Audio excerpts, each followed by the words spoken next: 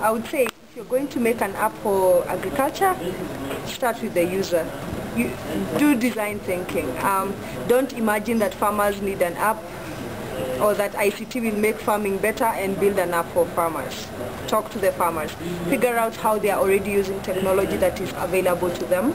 Then figure out what their problems are, what their pain points are, and do something. And then work based on that. We already have, in the ecosystem, we have a couple of people who are using technology in agriculture. For example, we have M-Farm. M-Farm basically used a mobile phone to knock the middleman out of the supply chain. So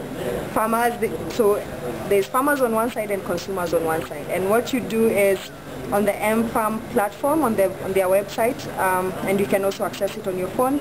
And you can also query via SMS. There's current prices of all the crops. So as a farmer, you're able to tell that this is how much my tomatoes are worth. And then as a consumer also, you're able to order via M-Farm. So what M-Farm has is it has recruited farmers, and then they have agents. So I don't know if any of you are familiar with how mobile money works. In Kenya, where you have agents where you go deposit money and you withdraw money from there. So we have M-Farm agents where farmers, on receiving an order via their mobile, will go drop, for example, 200 kilograms of tomatoes there.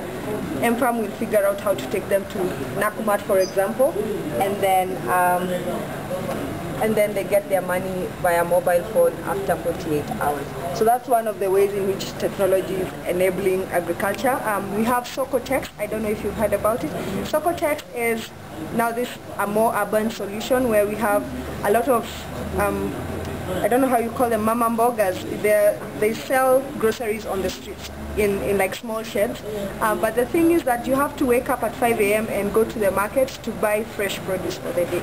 So imagine if you have to be at the market at 5 a.m. and you live in the slums. It's even dangerous to come out of your house at that time.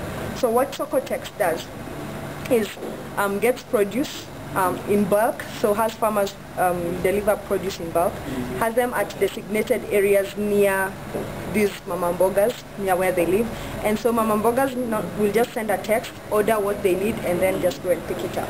So that means you can sleep late, you can wake up a bit later, you'll be safe when you're picking up the stuff, you won't incur transportation, and you'll always have fresh produce. So those are some of the ways. We have another one called Horizon, which is an Internet of Things thing that you put in your farm, and it collects information. So we have this perception that because of global warming, we cannot tell what is going to happen, when it's going to rain, and we plant at the wrong time and then it rains and then our tomatoes get rotten and whatever. So what they're doing is actually using science to predict what's going to happen. So you can actually, apparently you can predict it. So you put that thing and then it's connected to a system that will now send you information, send people around a certain radius information via SMS. So if you subscribe to it, it tells you, okay, now it's the time to weed, now it's the time to plant, apply fertilizer, it's going to rain, or, yeah.